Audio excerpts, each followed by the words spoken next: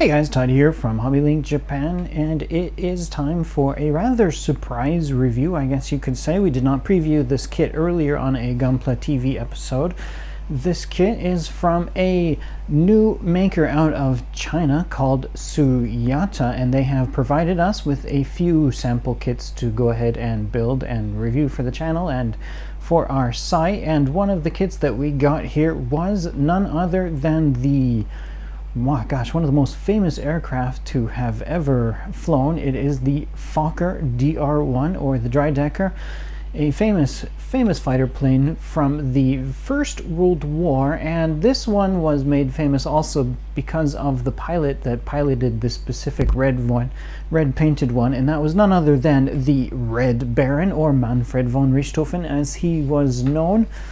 And you also get a mini little Manfred von Richthofen figure with this kit as well, as you can see standing in front of it. Now the figure doesn't come painted or pre-colored, so that's something you will have to do yourself. But actually for this kit they do give you a color guide. I don't remember where it was. It might have been in the instruction manual here on how to paint the figure. Oh, maybe it wasn't in that. Oh, here we go.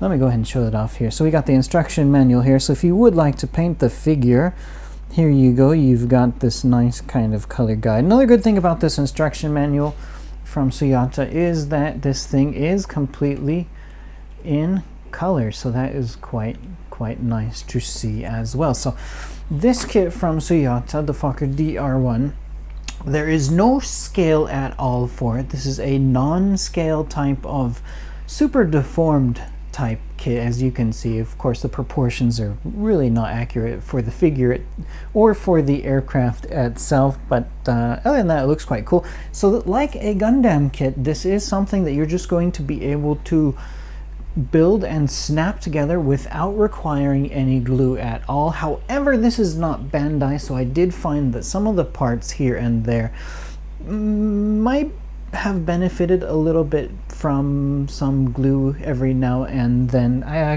did use a few drops here and there, but it doesn't completely require to have glue to be able to put it together. Alright, so, gosh, what do I want to say about this thing? So the Fokker Dr.I, I mean, yeah, as I mentioned earlier, this thing is just so famous, and I would not be able to do a good job of explaining the history of this aircraft at all. It's just, I'm sure I'm going to miss out on some parts of it. But yeah, this is a plane that was from the very First World War, and this was actually the last plane that Manfred von Richthofen flew during the war. I believe he scored a total of 19 of his last victories were done in this aircraft before he was killed on the 21st of April in 1918. So the tri-decker type of plane. So we had I think it was the Sopwith.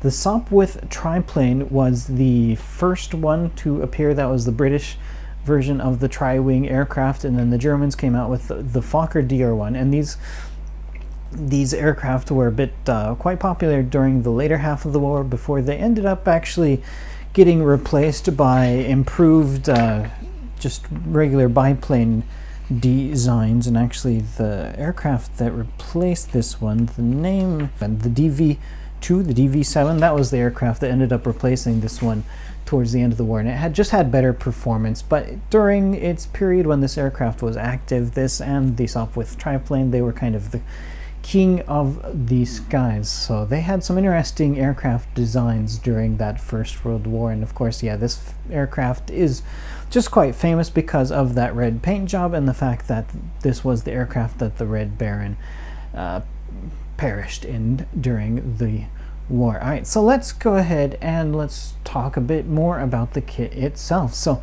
as you can see, it's rotating around on this turntable here. Actually, I gotta mention also this grass that it is resting on here at the bottom. The grass does not come with the kit. Actually, Ohide-san, that takes wonderful images for our blog posts here on the hobbylink.tv site. If you haven't looked at his images, be sure to hop on over to that hobbylink.tv link below this video in the description. You can see the wonderful images that he takes of all of these kits. So he discovered this grass. I'm not sure exactly where he found it, but he found it somewhere, and he was taking images with it. So I just left it on the grass because I thought that looked quite great. But other than that, this kit, yeah, so it's a super deformed kit. And actually, it might be a bit hard to tell while it's just sitting there turning around on the turntable, but this thing ended up being a bit larger than I was actually expecting. Unfortunately, my test HGRX Revive RX 78 Gundam that I usually use to compare sizes for kits,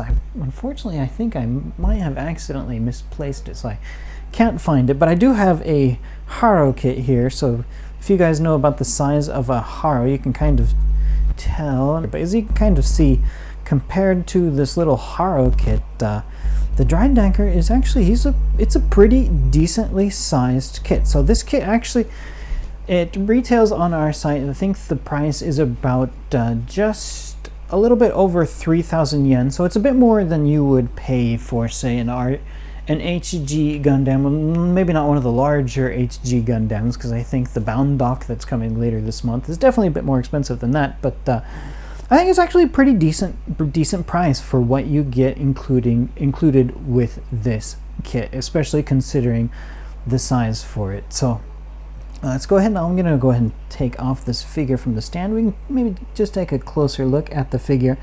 So a couple things to note about this Manfred von Richthofen figure. Of course, the proportions are not accurate. He's got a little giant head going on there. But one thing that was kind of interesting about this kit is that it combines two different types of plastic. So his body, his main body, as well as his arms, I think it was, maybe not the arms, actually not the arms. So yeah, just the main body and the legs are made out of a hard style plastic. However, his jacket as well as his head, these are like a softer, I don't know how you explain that, but just a softer type of vinyl type of plastic, I guess you could say. So the jacket is able to pop over the body and you'd be able to take it off. Whoops, there goes one arm, and the arm as well. This is a different style of plastic than the body. So that was kind of interesting to see that they have two different styles of plastic going on for this little figure. So yeah, if you want to paint it, you'll have to paint it yourself. But his little iron cross medal that he wears here on his chest, that's actually a separately molded piece that you can sandwich on in there. So if you were to paint this kit, then you would be able to paint that separately before installing it, which is actually something that is quite nice of them to have done for this little figure. But definitely it's an interesting little figure. Now, talking about the aircraft itself, the plastic, the quality of the plastic, I actually felt the quality of the plastic is actually not too bad. It feels quite similar in ways to Bandai plastic. It's not completely hard and brittle, so it's got a little bit of flex to it. There wasn't a whole lot of flash. Flash is never really something I ever have to talk about when I'm building or reviewing the Gundam kits, just because it's non-existent at all on any of the Gundam kits. But not really much flash to worry about on this kit. But there are some kind of how do I explain it? So they got these. This might be easier to explain here. So you got these little like injector pin type marks on the inside. Usually you find these on the inside of plastic kits, but some of these, they left rather long kind of remainders, so you will have to actually take some nippers and cut those remaining pieces before putting this kit together, because if you try to sandwich the parts together and it's got some kind of really long thing sticking up that shouldn't be there, that's going to get in the way of putting the parts together. Now actually, since I'm holding this here right now, I'll go ahead and talk about this as well. So this kit does include two different fuselages. You have your choice of which one you want to install. You have the solid colored fuselage here, which actually, another thing to mention about this kit is that a lot of it is pre-molded in color, but you actually do have a number of pieces that come pre-painted from the factory. Such is the case with this white stripe down the side of the fuselage, only on the solid colored one.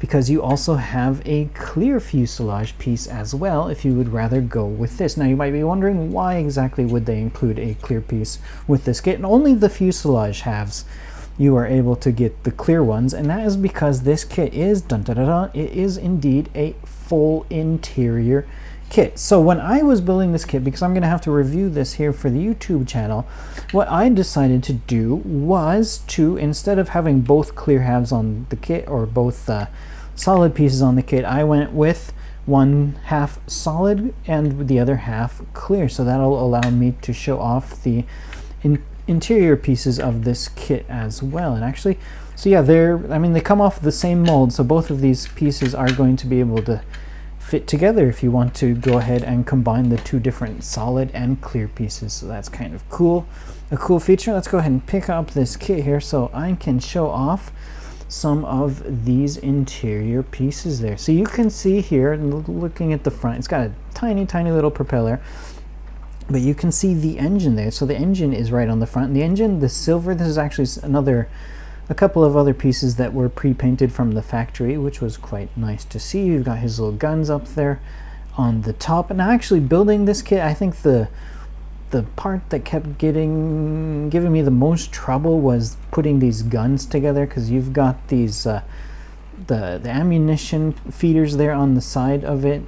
Those I was just having some trouble trying to get those things all put together, but eventually I was able to get it put together and get it all assembled there. A bit hard to see the cockpit in there, but we can see the framework on the inside of the cockpit here from the side of the kit on the clear piece, which is quite cool. And you've got your little landing tail landing. It's not a tail wheel, but it's like a little tail peg type of thing.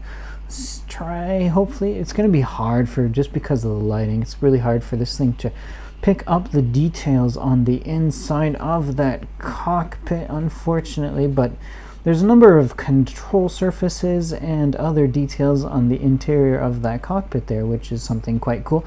Now this kit doesn't provide you with a seated pilot figure. The only figure you get is that standing Red Baron figure, so you will have an empty cockpit for this kit. Now you'll also notice this tail piece here is quite blank, and there should actually be some iron cross markings on this kit, and with this kit those markings are provided to you in the form of water slide decals, so you don't get stickers like you would for a Gundam kit. And actually you've got some decals here as well for the eyes on the figure. If you want to avoid trying to paint the eyes, then you can just use the decals. So you have the choice. There's a couple of different iron cross markings on there, so that's really kind of nice to see. It's always nice to see water slide decals, even if I never end up putting them on for any of the kits that I review.